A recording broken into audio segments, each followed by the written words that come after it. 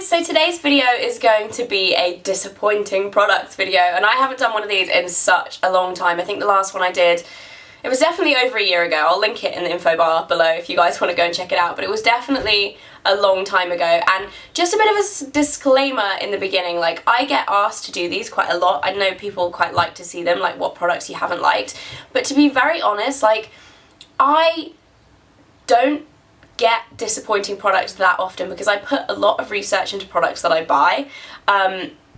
I read reviews on blogs, I look at YouTube reviews, I like ask my friends, like I put a lot of effort into finding out if a product is good before I actually invest the money in buying it. So I don't very often buy products that are bad.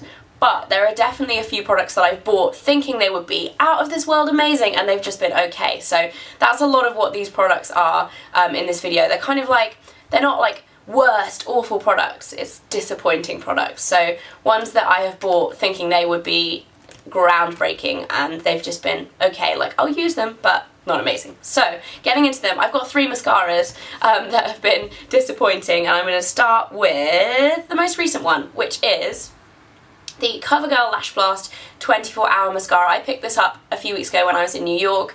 I love the original CoverGirl volumizing mascara. I think it's great, and it leaves a really lovely effect on the lashes. I just absolutely adore it. This one, same packaging, I'm pretty sure it's the same wand.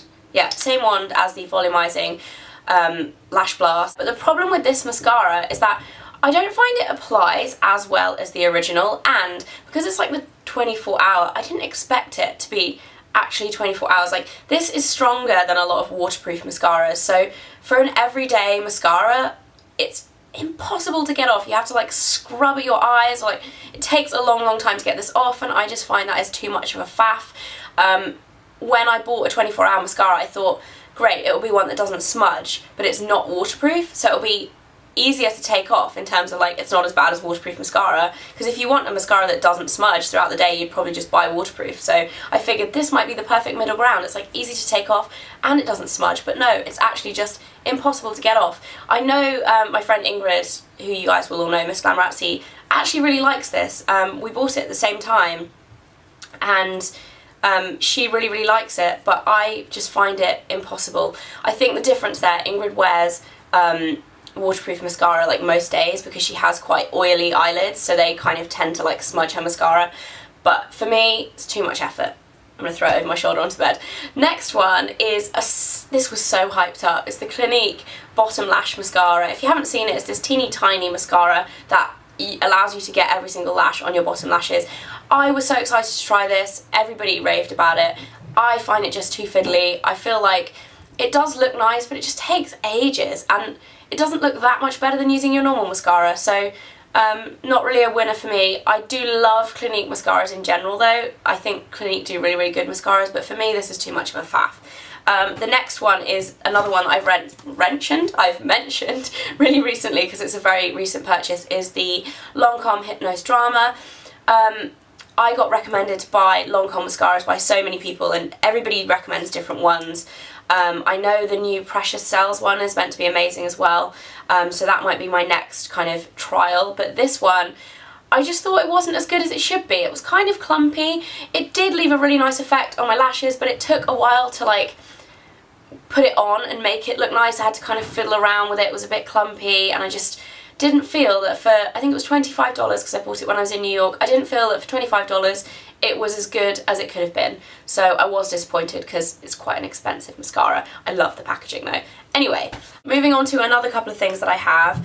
I've got 2 products here that are pretty much the same product, and this is the Chanel Illusion d'Ombre eyeshadow in Mirifique, which is the sparkly black. Now this is the most stunning colour ever in the whole world for a smoky eye. It's just gorgeous. It's so deep and beautiful, and you'll see from the close-up that I'll be doing now that it is just a really gorgeous colour. However, the rest of these eyeshadows are fine. I have the purpley lilac one, what's the name of it? I can't remember off the top of my head, is beautiful. The peachy kind of nude one called Emerville is also lovely.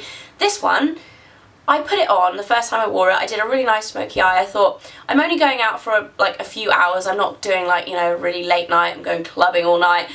So I thought it'll be fine, I'll just put it on with a brush, I won't put any primer on underneath it. Big mistake. Big mistake. This doesn't crease like a normal, it's a kind of like, if you guys haven't seen this before, they're kind of like halfway in between a mousse and a cream eyeshadow. So it doesn't crease like a normal cream eyeshadow. No, that would have been fine. Like, what happened was, like an hour after I put it on, I went into the bathroom and looked at the mirror and I had like black all over my cheeks. And no one had told me, and I was with my sister, so I was really annoyed at her. I was like, why didn't you tell me I had black all over my face? It literally had just slid off my eyelids and just onto my face, and I was like, how is this even possible? Like, the others do not do that. The others are absolutely fine. For some reason, this has the worst staying power in the world. So I was really disappointed because when you put it on, it looks beautiful, it looks so stunning, and it just doesn't have good staying power at all. It slides all over your face.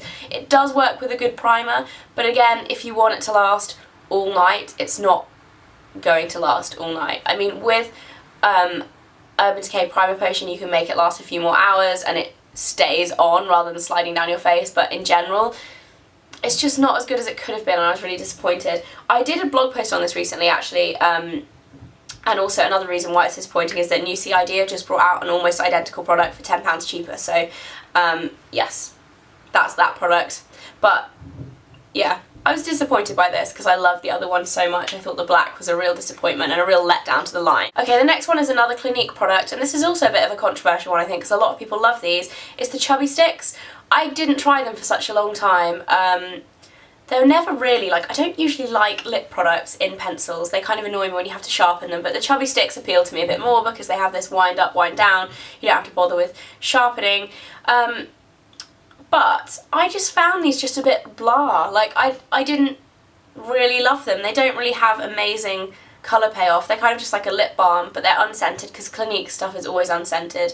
And the thing I like about lip balms is when they like taste nice, to be honest. I don't know if I'm the only one out there that doesn't really like unscented lip products. I quite like them to be nice and kind of fruity, but I just was disappointed by this. I just think they're a bit nothingness. I've used it a couple of times and I just, like, it's something that I would use, but I would never kind of reach for it over my other, like, lip balms, really. I just think it's nothing amazing, nothing, like, groundbreaking, but there we go, that's the Chubby Stick.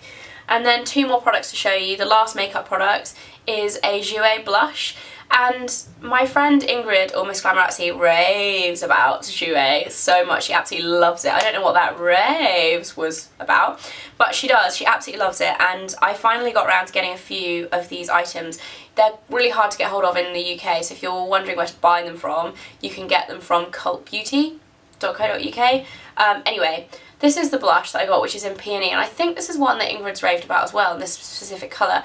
But I just find this is, like, kind of difficult to work with. I don't really know why. I think it's just slightly too bright a shade, and it doesn't quite blend in as nicely as I'd want it to. So yeah, I was kind of disappointed by that.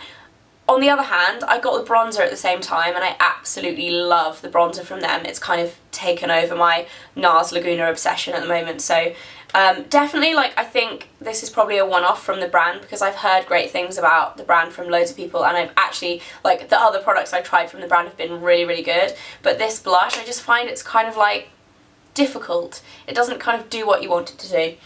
And then the last product is a hair treatment product. I got this in a haul a couple of months ago now, I think. It's the Frizzies Cream Serum Night Overnight Repair Formula to nourish and repair dry, damaged and frizzy hair. I thought this was great because I colour my hair, I style my hair, I just generally abuse it with heat and dye and all sorts of stuff. And I thought this would be really good for my hair. To be honest, like, it's not awful, it just doesn't really do anything. Like, you put it in your hair overnight and it's meant to be, like, kind of non-sticky so it doesn't go all over your sheets, which it is. It doesn't, I didn't notice it went all over my pillow, but it just didn't really make any difference. I feel like leave-in treatments that you, like, spray-in treatments after you've washed your hair, or intensive conditioners that you use in the shower, are more effective than this. I just think it's a bit of a gimmicky product, but I fell for it and I bought it and I don't like it. So that is it for my disappointing products video. I hope you guys enjoyed it. It's probably going to be quite a while till the next one of these because I kind of have to accumulate my products that I've been disappointed in. But I hope you guys are all having a fantastic day. Make sure you subscribe if you want to see more videos. I'm hopefully doing more beauty videos this week. I know the last week has been a bit barren on my channel, so I'm sorry about that. I will hopefully be coming back with a makeup collection video. I've been promising this for months and months and months and years, but this week is going to be the week, guys. So I will see you then. Bye!